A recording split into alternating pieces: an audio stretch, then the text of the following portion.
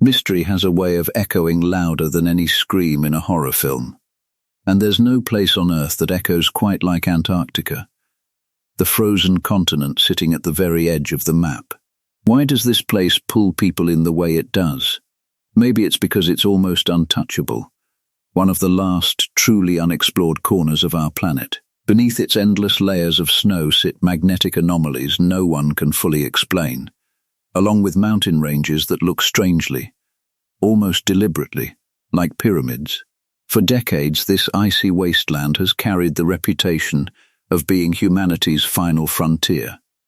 And now, for the first time, whispers suggest that some kind of unknown species may have been found here. A clue, perhaps, that Antarctica was once home to beings far from ordinary. Let's dig into what's actually been uncovered, and how it could reshape everything we think we know about human history. The legend of Antarctica's frozen giants begins with a man named Admiral Richard Byrd, a fearless explorer hand-picked by the US government to lead expeditions into the polar unknown. Byrd wasn't just any pilot.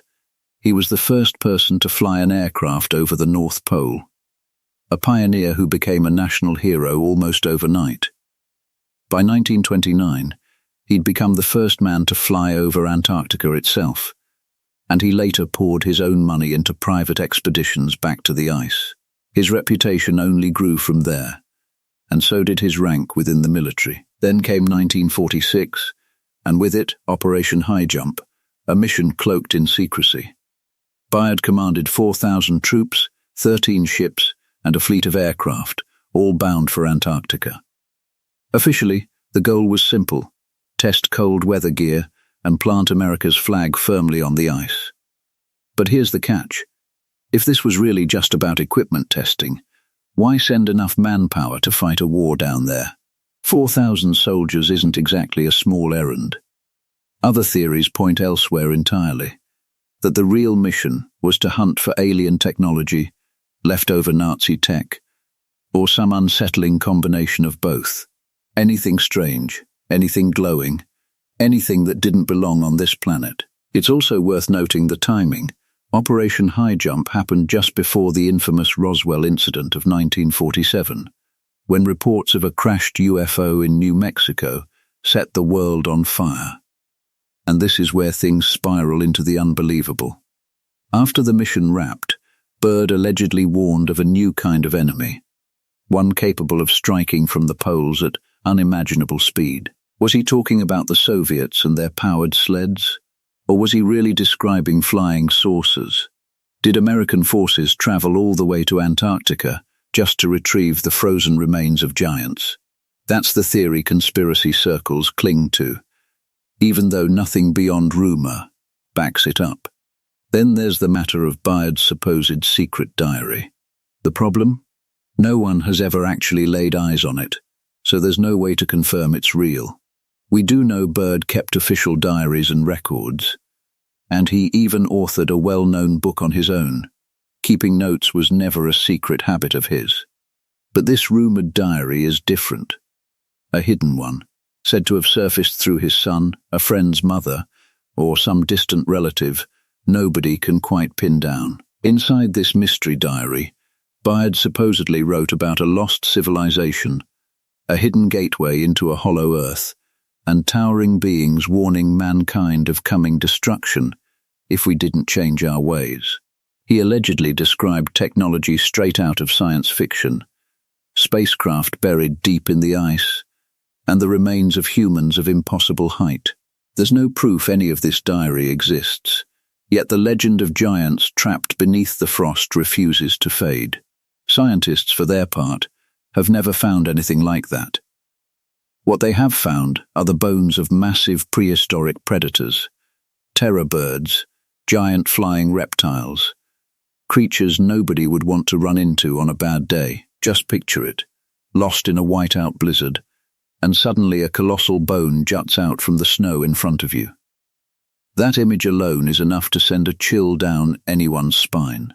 Another rumor claims Antarctica is haunted by something called the Nyingan, a towering humanoid figure with pale skin and unnervingly large eyes, said to lurk and wait for careless travelers to stray too far. Some even claim researchers stumbled upon ancient tombs built for giants, buried deep beneath the ice. According to this theory, Antarctica is hiding the remains of a lost civilization tied to these giants, a secret governments have supposedly worked hard to keep from the public. I haven't come across a shred of real evidence to back any of this up, but there's no denying these stories are a goldmine for writers crafting fictional worlds or dreaming up their next science fiction saga. But what was the very first religion? Roughly 35,000 years ago, deep inside a cave in Galilee, a group of prehistoric people gathered, not to hunt, cook, or bicker over who chipped the flint knife again. They gathered to create what's now believed to be humanity's first religion, long before any of today's major faiths ever took shape. These early humans stepped into a chamber soaked in darkness and silence, where a carving marked the stone. By the flicker of torchlight, they made out the glowing shape of a turtle shell. This was the Manot Cave. A recent discovery inside has flipped everything scientists thought they understood about spiritual life during the Paleolithic era. Manot Cave is now considered the earliest known site of communal ritual anywhere in the Levant, and possibly the oldest house of worship on the entire planet. Welcome to humanity's very first church basement, or maybe more accurately, its first temple. No incense, no pews, just a sacred chamber echoing through the dark, watched over by towering stalactites like stone sentries. Near the entrance, archaeologists uncovered flint tools, butchered animal bones, and the remains of old hearth fires, the usual markers of a primitive home. But deeper inside, they found something that looked unmistakably like an altar. At the back of the cave sat a massive block of dolomite, deliberately carved into the shape of a turtle shell, a prehistoric altar in its own right. According to archaeologist Dr. Omri Barzilai and his team, the turtle shell design was symbolic, ritualistic, and far too deliberate to be accidental. Its true meaning is still a mystery, since these early people left behind no written records. Even so, Dr. Barzilai theorized that the carving might have represented a totem, a sacred figure, or some kind of mythological being, something beyond the physical world, imagined and honored in the glow of firelight. It might have even felt alive to them. Gives you chills, doesn't it? Experts still aren't sure exactly how religion took root in this cave, but sound may have played a bigger role than we'd expect. Professor Hershkovitz pointed out that the chamber's acoustics amplified voices, making it ideal for chanting, singing, and storytelling. This wasn't just worship. It was essentially a spiritual concert. Tens of thousands of years before Woodstock, maybe a prehistoric priest stood at the center, using the cave's natural echo to turn his voice into something that sounded like the booming command of gods or spirits. It must have been an overwhelming experience to witness. Not far from the turtle shell altar, researchers also found a pair of intact deer antlers, deliberately placed in a side chamber as if they were sacred relics. Why antlers? For late Stone Age people, antlers weren't just tools, they were symbols, possibly even holy objects. It's entirely possible that humanity's first religion centered around a deer god, or at least some powerful creature crowned with towering antlers.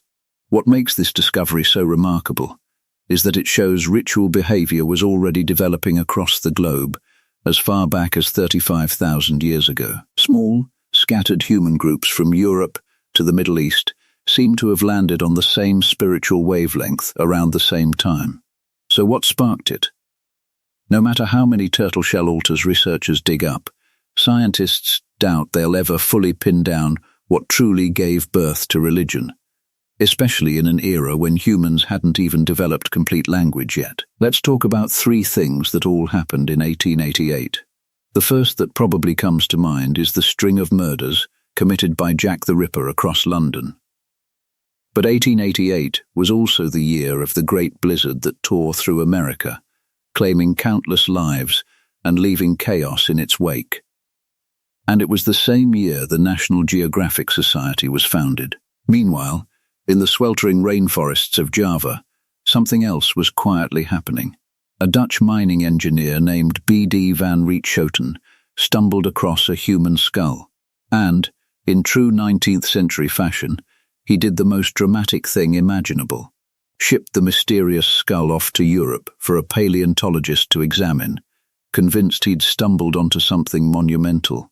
The skull landed with Hugues Dubois, who concluded it belonged to an entirely new human species and named it Wajakman. Dubois treated the find like he'd unearthed the long-fabled missing link.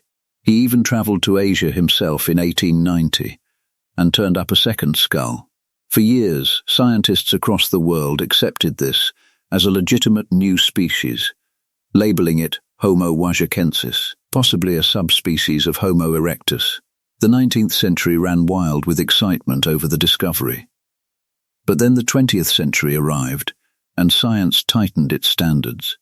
For the first time, researchers took a hard second look at the skulls. And that's when the real story emerged. These were anatomically modern humans, likely living sometime in the early to mid-Holocene, roughly 12,000 years ago. Except even that turned out to be wrong. A 2013 study pushed the timeline back even further, dating the skulls to around 37,000 years old. Genuinely ancient, yes, but nowhere near a missing link. It took scientists more than a century to accept that these skulls simply belonged to ancient Indonesian people with unusually sturdy jawbones. It's a solid reminder that science doesn't always get things right on the first attempt. The hype train might roar full speed ahead, but it doesn't always pull into the correct station. Burning. In a place where the air usually smells like fresh snow and hot mineral springs, Iceland's quiet Reykjanes Peninsula has undergone a complete transformation. On April 1st, April Fool's Day, of all days, a massive fissure tore open near Grindavik, unleashing a violent stream of lava across the icy terrain, like something ripped straight from a fantasy battlefield. Except this wasn't CG. It was real. It was brutal. And it was way too close for comfort. Here, fire didn't just meet ice. It slapped ice across the face. Most people picture Iceland as a frozen land of fjords and Viking legends. But it's just as much a land of raging fire. Remember the 2023 eruption that forced the evacuation of Grindavik, with entire houses swallowed whole by molten rock? That was the same volcano that had lain dormant for 8 centuries, silent since the Middle Ages, before roaring back to life in 2023. And now, it's erupted all over again. Tourists relaxing in the Blue Lagoon, paying good money to float in warm, milky blue water surrounded by lava fields, suddenly found themselves running for their lives. Picture it, 1 minute you're sipping a smoothie at a luxury spa, the next you're sprinting away from a fire-spitting fissure like it's a dragon with a stomachache. At 10:00 in the morning, alarms rang out as lava pushed toward the protective barriers around town. But the volcano didn't care. Who could have predicted an angry volcano waking up after 8 centuries of silence? According to Iceland's civil defense chief, the magma tunnel running beneath the surface may be far larger than anything seen in recent memory, and things are only expected to get worse. This marked the 11th eruption since the volcano first stirred back to life. Geologists are now calling it Iceland's new volcanic era. So what does this mean for anyone planning a trip to the land of ice and fire? The Blue Lagoon remains closed indefinitely, still faces the threat of being swallowed entirely. The ground itself is splitting apart like an overstretched sweater. Authorities are pleading with both locals and tourists to stay away. But everyone knows how tempting this is for Instagram-hungry thrill seekers. Still, this is one apocalyptic snowball you really don't want a selfie with. Let the drones handle it instead. If this really is the dawn of a new volcanic age, Iceland could eventually become uninhabitable, the whole island slowly turning into its own version of Mount Doom. For now, though, international travel remains safe. Keflavik Airport, sitting just a volcanic hiccup away, is still open. No ash clouds yet, but history has already shown us what's possible, and 2010 is still fresh in memory. If you're planning a trip to Iceland anytime soon, you might want to pack a backup plan. According to ancient astronaut theorists, the Maya, like several other ancient civilizations, appear to have possessed a level of mathematical and scientific knowledge that seems far too advanced for their time, supposedly gifted to them by the gods. So how could their understanding have leapt so far ahead? Some argue the answer lies with visitors from beyond our world. In 2011, a Mexican government official claimed that an upcoming documentary, paired with a collection of newly declassified artifacts, would finally prove the Maya had made contact with extraterrestrials.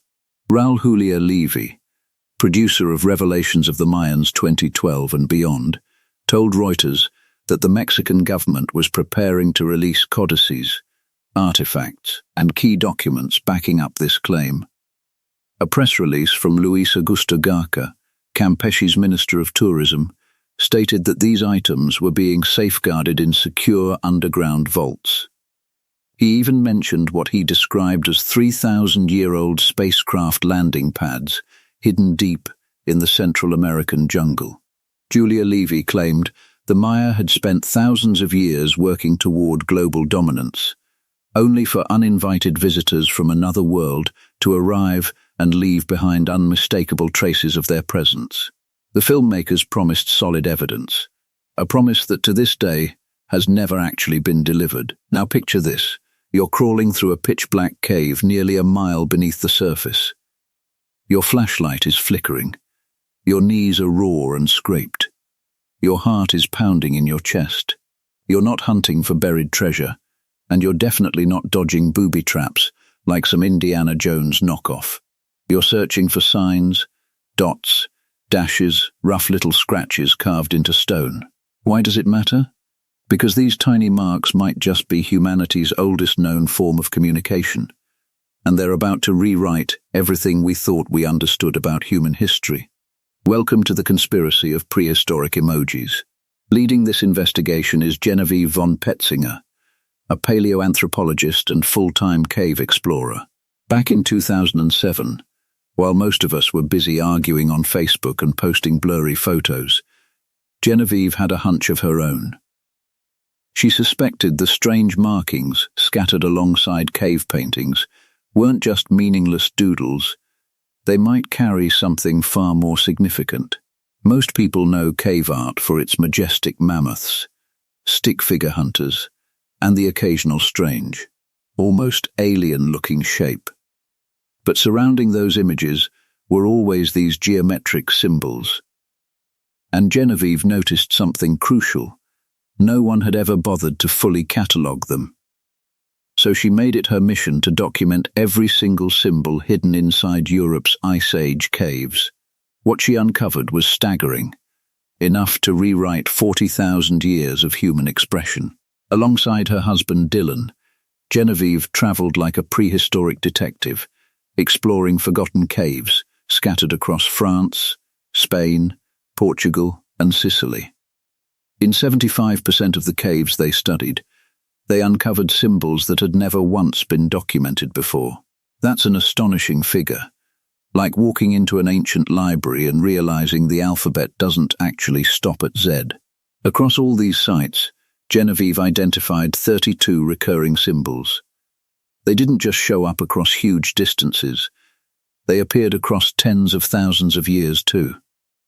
She believes these 32 signs form a distinct system of communication, essentially a prehistoric written language.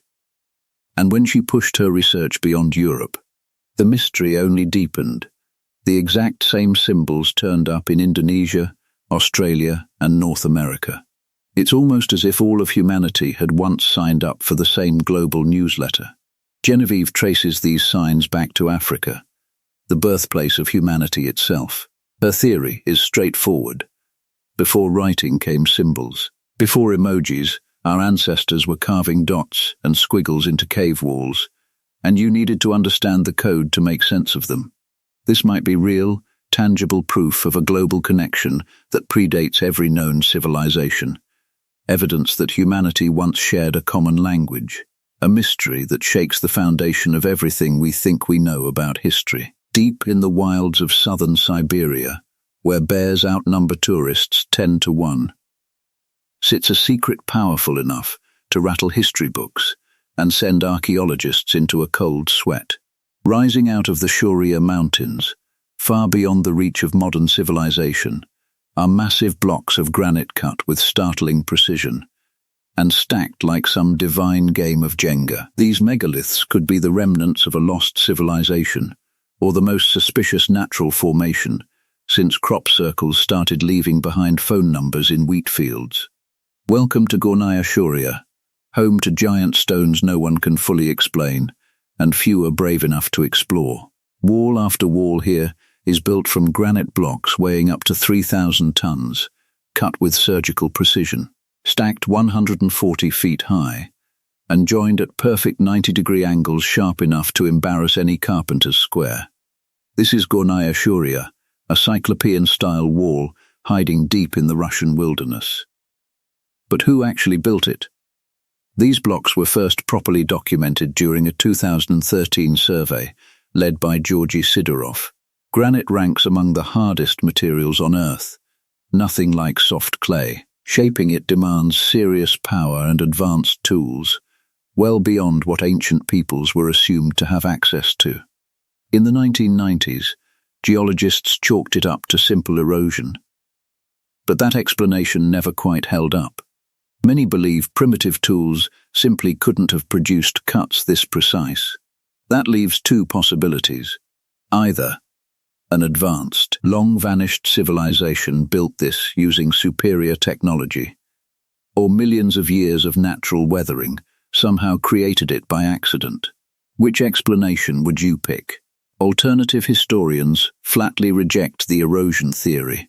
The symmetry, the flat surfaces, the near-perfect geometry, all of it screams intentional design. Sidorov's team went further, suggesting Gornaya Shoria might be evidence of an advanced civilization lost to time, older than the wheel, older than Stonehenge, possibly even stranger than the wildest alien theories out there.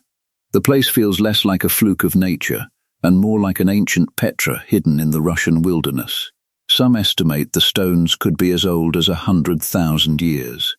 Stranger still, the survey team uncovered signs of catastrophic burning, scorched granite, shattered walls, debris blasted more than 500 feet from its original spot.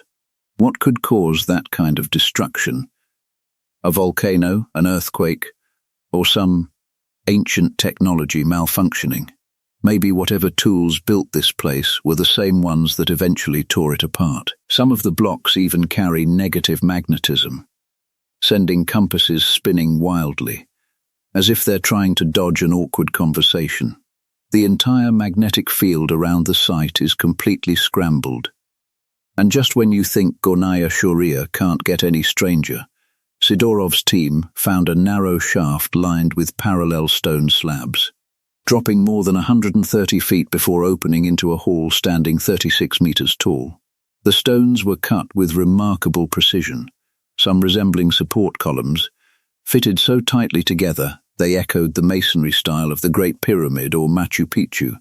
It felt like unearthing a prehistoric skyscraper buried inside a mountain. Was it a temple? A factory? Some kind of seismic power station? Or maybe even a cosmic garage for ancient UFOs? Some researchers even speculate it functioned as an energy generator, tapping into forces modern science still can't explain. So why haven't more people heard about this place? Researchers point to a lack of funding. Russian institutes often struggle with corruption and limited resources, leaving groundbreaking discoveries like this one ignored, misunderstood, or left to quietly gather moss. Others suspect world powers would rather keep the truth buried, especially since Gornaya Shoria isn't an isolated case. Sites like the Bosnian pyramids, China's ancient pyramids and Göbekli Tepe all hint that our ancestors were building complex structures far earlier than we've been taught. Could this be a trace of a lost global civilization? One that mastered magnetism, engineering, and architectural feats we're only beginning to understand? Or is this just an ordinary natural formation that's been blown wildly out of proportion? When the Cold War heated up, it always found a way to push things to the extreme. On January 24, 1978, northern Canada was perfectly calm, until a Soviet spy satellite fell out of the sky carrying an active nuclear reactor. This is the story of Cosmos 954, the satellite that crashed to Earth carrying enough uranium to ruin both your camping trip and your internal organs. Cosmos 954 belonged to the Soviet Rawsat program, a series of ocean reconnaissance satellites powered by radar. In short, it was surveillance from orbit, capable of tracking targets from space. To pull that off, the Soviets built it with a powerful radar system and a BES-5 nuclear reactor running on 110 lb of uranium-235. This let it stay in orbit for extended periods, like a radioactive stalker circling the planet with plutonium coursing through its systems. The catch? Rawsat satellites had a nasty habit of falling out of the sky. Cosmos 954 launched on September 18, 1977. At first, everything looked fine. It circled Earth every 89.5 minutes, like some kind of nuclear Fitbit. But by December, it started losing control, drifting off its intended path and quietly sending the Soviets into a panic. Meanwhile, NORAD, the North American Aerospace Defense Command, tracked it closely with radiation detectors and hawk-like focus. They noticed its altitude dropping fast. Eventually, the Soviets had no choice but to admit it was going to crash. Worse still, the safety system designed to eject the nuclear core into deep space had completely failed. At 11:53 GMT on January 24th, Cosmos 954 tore back through the atmosphere like a cosmic spear and slammed into the frozen wilderness of northwestern Canada. The crash scattered radioactive debris across 600 km, stretching from Great Slave Lake all the way to Baker Lake. What followed became known as Operation Morning Light, arguably the politest nuclear cleanup in history. Canadian and American teams fanned out across land and sky, combing over 48,000 square miles of icy terrain. Their goal: recover fragments of Cosmos 954 before locals accidentally picked up uranium-coated souvenirs. The cleanup ran from January through April 1978, then continued into a second phase from April through October. In the end, they recovered 12 large fragments, 10 of them radioactive. Sounds like a success story, except less than 1% of the satellite's nuclear fuel was ever recovered. So where's the rest of it? Still out there, buried somewhere beneath the blizzards of Canada's far north. Who ended up paying for all this? The environment certainly did. No one really knows how much radiation permanently seeped into the wilderness. As for actual money, the Soviets footed the bill. Under the 1972 Space Liability Convention, whoever launches an object into space owns the consequences if it crashes.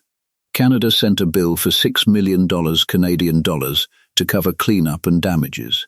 The Soviets negotiated, complained, and ultimately paid roughly half. Because, historically, the Soviet Union was never exactly eager to pay in full.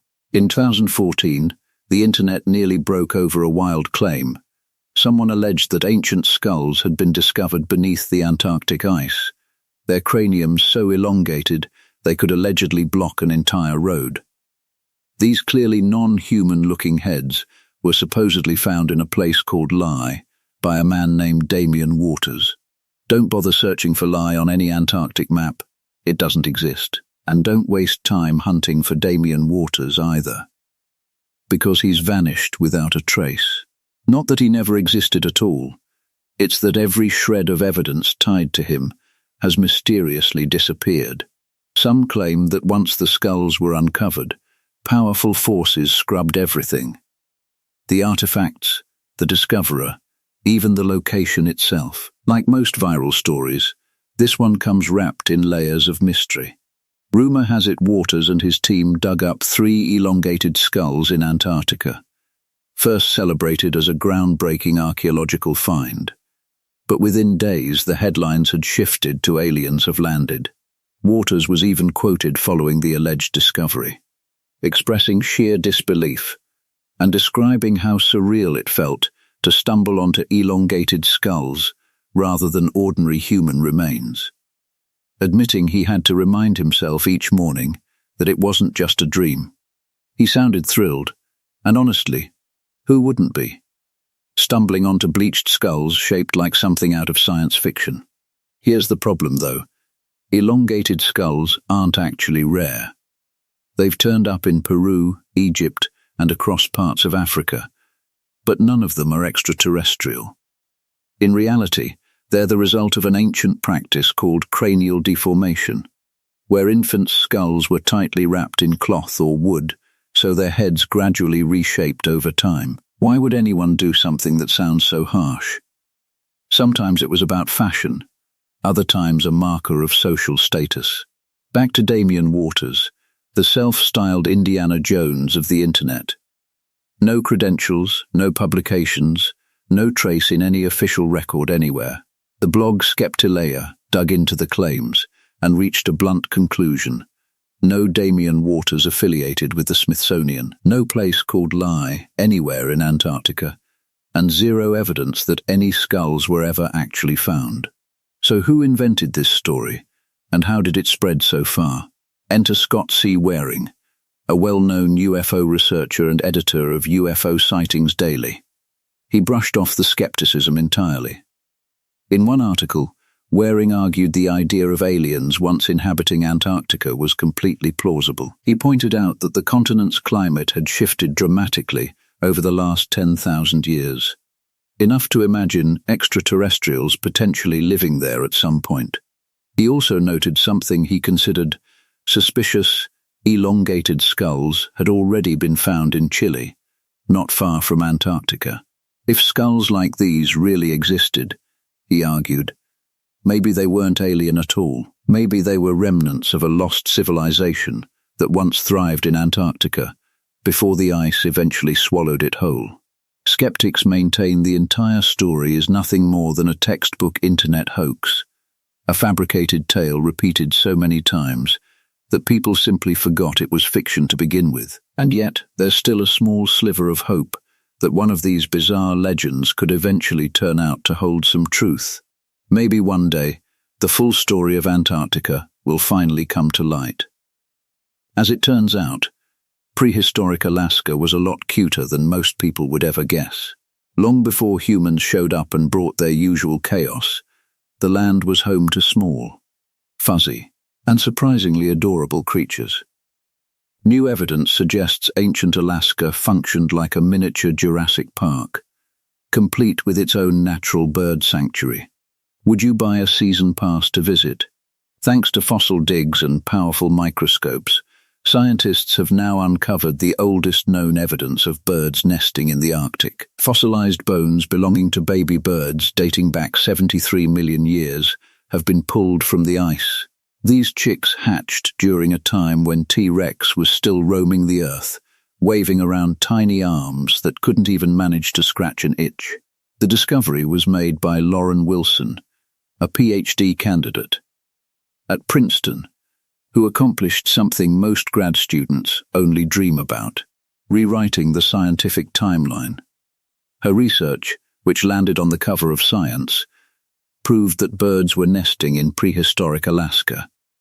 It marks the first physical evidence that birds lived in polar regions alongside dinosaurs, giving scientists a clearer window into evolutionary history. After all, birds remain the closest living relatives dinosaurs have left behind. Wilson sorted through countless fragments of tiny bones and teeth recovered from the Prince Creek Formation on Alaska's North Slope, a paleontological gold mine that preserved the ancestors of modern chickens inside frozen mud. Finding Cretaceous-era bird bones at all is rare. Finding baby bird bones from that era? That had never happened before. Bird bones are famously hollow and fragile, rarely surviving long enough to fossilize properly. The fact that these managed to stay intact for tens of millions of years borders on miraculous. Before this discovery, the oldest known evidence of polar bird nesting dated back just 47 million years. Long after the asteroid wiped the dinosaurs off the map, Wilson's research pushed that timeline back at least 25 million years further, proving birds were already nesting well before dinosaurs went extinct. These ancient species included diving birds resembling loons, seabirds similar to gulls, and duck-like waterfowl that would look right at home on any modern lake. In Japan's Kansai region, perched on a mountain that looks like it was carved by the gods themselves, sits a mysterious 500-ton stone. It's not a television, not a tomb, and definitely not an alien flash drive. This is Ishino Hoden, a massive, perfectly cut stone that appears to hover impossibly above a mystical pond, leaving archaeologists baffled. Locals call it Yukishi, the floating stone. It rests in Takasago, Hyogo Prefecture, sitting in quiet meditation like a monk, suspended above water that never dries up, not even during droughts. The entire area carries an aura of ancient Japanese mysticism. Some even believe the water beneath the stone holds healing properties. During the COVID pandemic, people flocked here in droves, almost as if Jesus himself were handing out vaccines. But what exactly is this stone? Legend has it that the gods Okuninushi and Sukunahikona were tasked with building a castle atop the mountain in a single night. But a jealous local deity flew into a rage, leaving behind only this lone stone as the remnant of a failed divine construction project. Fast forward to 97 BC, when Japan was ravaged by a plague that wiped out nearly half its population. According to legend, the gods appeared to Emperor Sujin in a dream and instructed him to worship them in exchange for sparing the nation. He built a shrine at Ishino Hoden, and the plague mysteriously came to an end.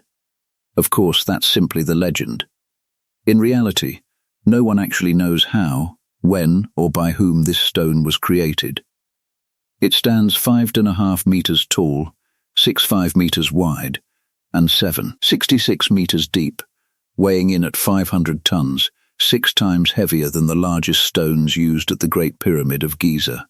The megalith is made of hyaloclastite, a type of volcanic rock formed underwater or beneath ice roughly 70 million years ago, making it both ancient and glass-like in composition.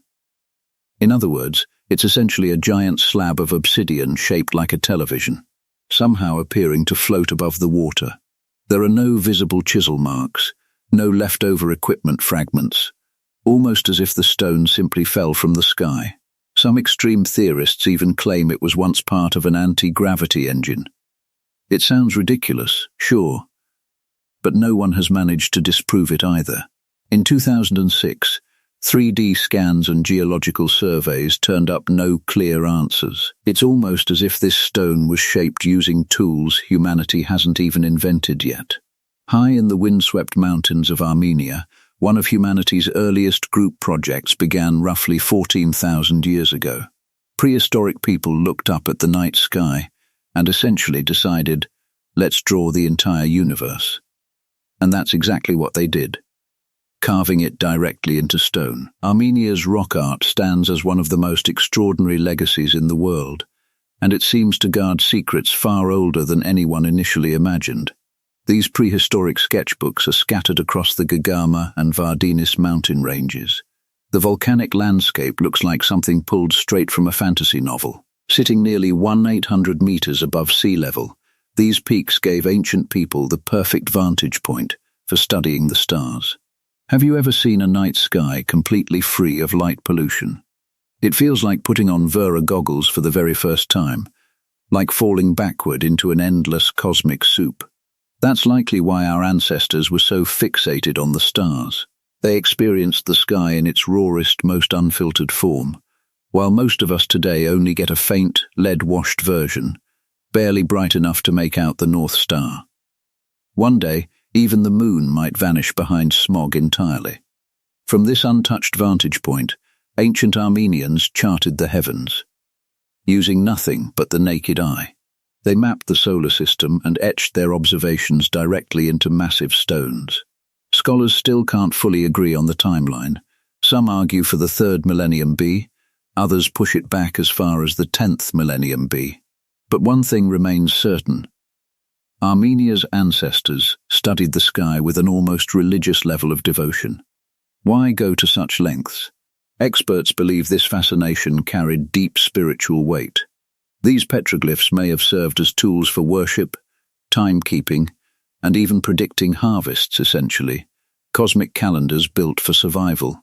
The most famous of these carvings sit at Mount Utazar, dating back roughly 12,000 BC.